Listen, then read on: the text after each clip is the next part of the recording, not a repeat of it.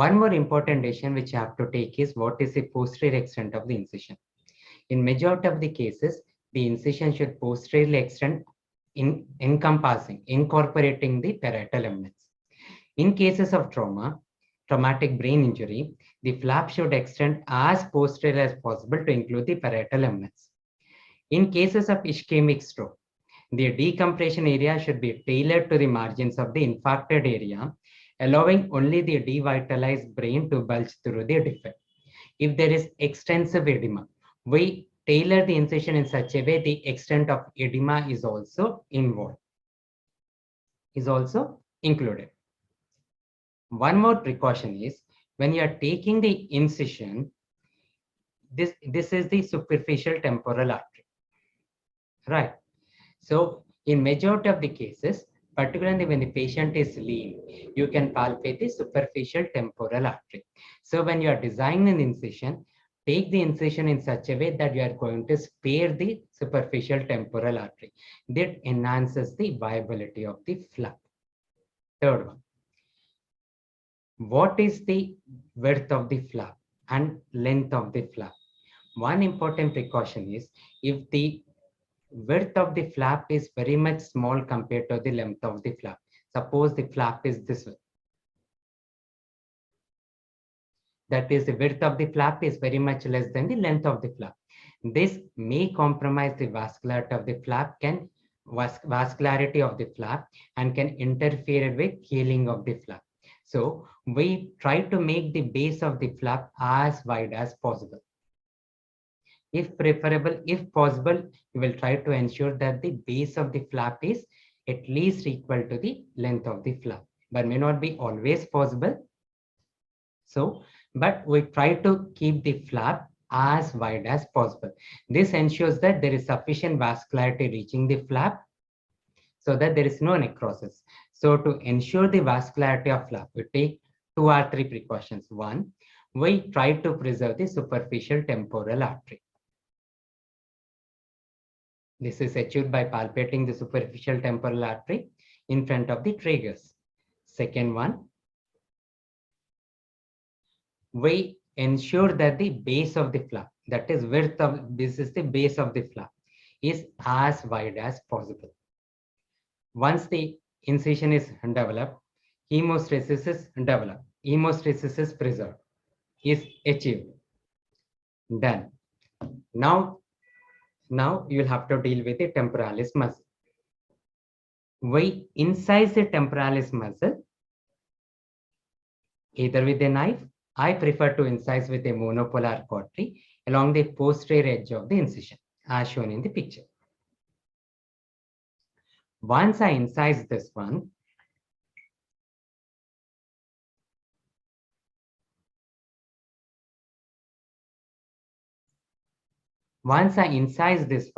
I use a periosteal elevator to separate the muscle in this direction. So I use a narrow periosteal elevator to separate the temporalis muscle from the bone this way. While when you come to the attachment of the temporalis muscle along this line, you can either use the same periosteal elevator to detach it along the line, along this line, or some people prefer to use a monopolar to detach it along the line. If you are, and remember, you can leave a small cuff of the muscle attached along the line, which will help in the later stage to suture the muscle back. If you are planning to replace the bone flap, but because it's a decompressive craniectomy, you are not planning to preserve the bone flap, so this precaution is not required. And now the flap, temporalis muscle, is reflected backward. Ensure that you are exposing the root of zygoma here and the anterior part of the root of zygoma here. That is a frontal process of the zygoma, where you place the key burrow. Once you retract the temporalis muscle, you can hold the temporalis muscle with a fissure, but in our institute, we prefer to take a stitch with silk, 10 silk, and retract it with the help of rubber bands. Here,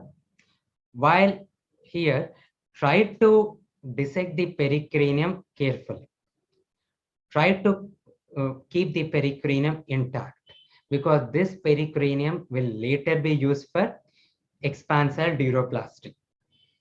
And when you are reflecting the temporalis muscle back, to prevent kinking of the temporalis muscle and resultant devascularization, to maintain the viability of the temporalis muscle, use a cotton roll so that there is no acute bend of the temporalis muscle. Coming to the placement of the burrows.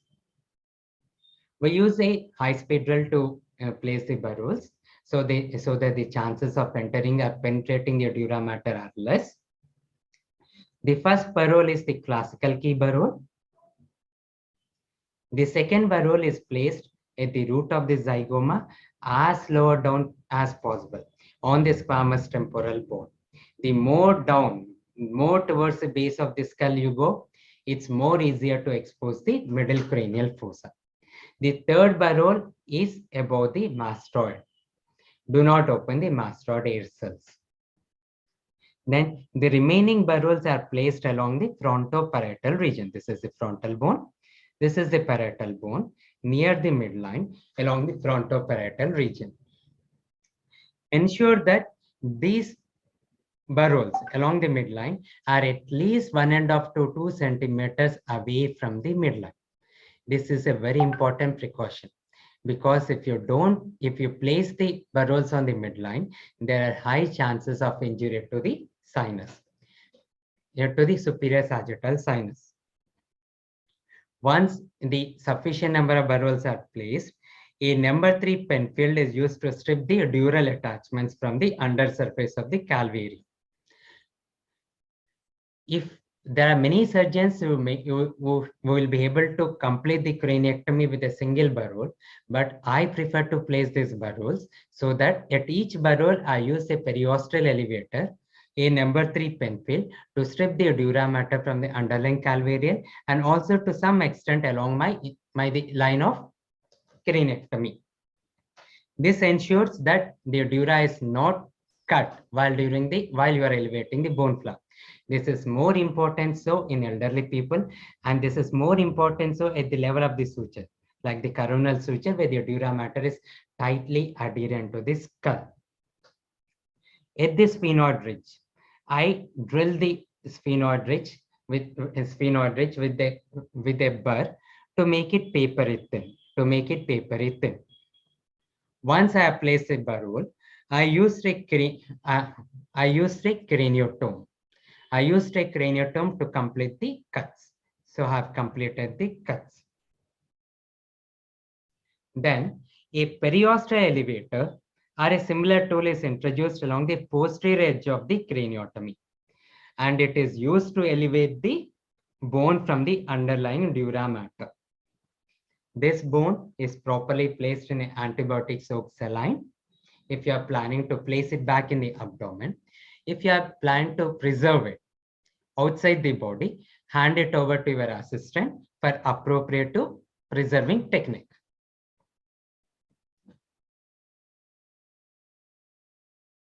One important precaution which are going to take here, this is the sphenoid ridge. So you'll have to keep the bone, drill the bone to make it papery thin. When you are elevating the bone, this bone should easily fracture at the sphenoid ridge. If it is thick enough, it's not getting easily fractured, take additional time to drill it, because if it's very hard and if you are trying to elevate it and if it causes a fracture, this fracture can extend into the base of the skull across the foramina like foramen spinosum or foramen spinosum, causing injury to the meningeal arteries, causing torrential bleeding, which is difficult to control. So remember to drill this one as papery thin as possible. Once you elevate the bone flap, this usually causes a demonstrable fall in ICP if you have already placed an ICP monitor. Now, this is an important step. This is temporal craniectomy. You can see over here. You know that in cases of traumatic brain injury, in cases of infarct with midline shift, uncal herniation is, is an important cause of death. And uncus is a part of the temporal lobe. So you will have to decompress the temporal lobe effectively by completing the temporal craniectomy. I initially delicately using a dissector, I separate the dura mater from the remaining part of the squamous temporal bone until I visualize the skull base. That is the base of the middle cranial fossa. At this time, there may be an injured or a torn, torn meningeal artery, middle meningeal artery, which may bleed. So if it's torn and if it's bleeding, try to secure it with a bipolar cautery. Second one is, if when you try to separate the dura mater from the bone, there may be some bleeding from the epidural plexus. This epidural plexus can be controlled with pressure itself. So you use a combination of Abgel, Surgicel, and cottonoids to apply pressure over there and wait patiently until the bleeding stops. You can just pack it and continue with this remaining part of the procedure. Once this is done, you can use a nibbler, this is the nibbler, to ronger off that bone to reach the base of the middle cranial fossa. If any air cells are opened, close it with Abgel and close it with bone wax. One important thing is, as I've told, I'm repeating again, the squamous portion of the temporal bone must be removed until flush with the floor of the middle cranial fossa. One more thing, if the mastoid air cells are exposed, bone wax should be applied completely so that there is no CSF leak later on. Now, opening the dura. While opening the dura, you should open the dura centimeter by centimeter or inch by inch. Why do you open it slowly? This is to prevent a sudden prolapse of the injured or edematous brain and to prevent sudden decompression. This sudden decompression can cause a tear in the venous sinus and cause bleeding. Second one, when you are taking the cut in the dura mater, when you are using the scissors, ensure that you are visualizing the undersurface of the dura mater so that if any veins are seen, you can delicately separate it from the dura mater, and this prevents injury to the various veins. So in this way, I complete the complete durotomy. And after completing the dura mater, under vision, I take radial cuts in the dura mater so that I ensure that the convexity of brain is maximally exposed. While taking these cuts, I take these cuts under vision, taking all precautions not to injure any tributary going into the superior sagittal sinus or any vein going into the superior sagittal sinus. Once I've done my procedure, I complete the duroplasty. I will either use the pericranium, which I've harvested before. If I was not able to raise the pericranium intact, or sometimes the pericranium is badly torn because of trauma. This happens more frequently, traumatic brain injuries. In our institute, sometimes I use a layer of galea, inner layer of galea, which is a robust layer to complete this duroplasty.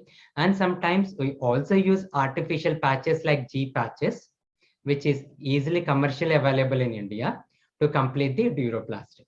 There are also surgeons who will leave this layer, who don't close this dura mater. They place Abgel over it, which forms a layer of the dura mater over time. This is surgeon's preference. I prefer to close it. Many of my colleagues don't close it. And when we see after 3 months, when you open it back for placing the dura mater, the Abgel would have formed a continuous layer over it.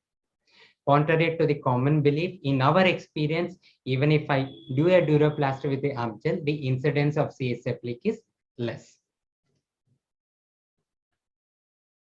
So then I place the muzzle. I anchor the muzzle properly to the neighboring cuff of muzzle. Then place a closed suction drain. Closed drain without suction. Usually I place it without suction, and then we close the skin in layers. This completes the cranial part of decompressive craniectomy.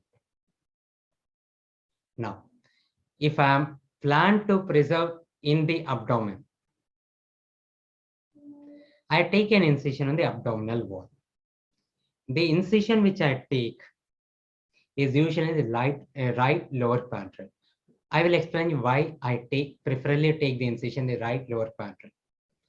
In cases of trauma or in cases of infarct, if the patient requires a feeding jejunostomy, that is usually done on the percutaneous endoscopic gastrostomy, PEG, which we call PEG, that is usually done in the left quadrant above the stomach. So if I place the bone flap on the left side, this may come in my way of doing a PEG, endoscopic gastrostomy. So I prefer to place it on the right. And why in the lower quadrant? I usually place it just umbilically so that the upper quadrant is at least slightly free. Because if the patient develops a post-traumatic hydrocephalus later on, I'll be able to insert my lower end of the shunt into the upper right quadrant. Then with blunt dissection, I develop a proper plane above the rectus sheath and laterally above the oblique muscles. I insert proper hemostasis and place the bone flap with the convex surface outside. If the patient is very thin and lean, if I'm not able to develop a sufficient pocket, I sometimes divide the bone flap into two pieces and stack them one above the other.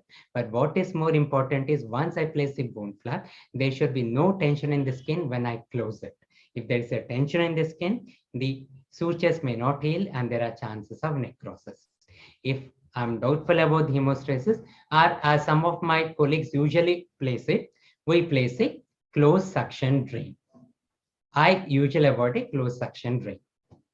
So this completes our technique of decompressive craniectomy. Hope I am very clear. As a neurosurgeon, you should be very adept and very rapid at this technique of decompressive craniectomy. You have to, until you are very sure, very confident, you have to do it under the guidance of a senior neurosurgeon and under the guidance of your professors.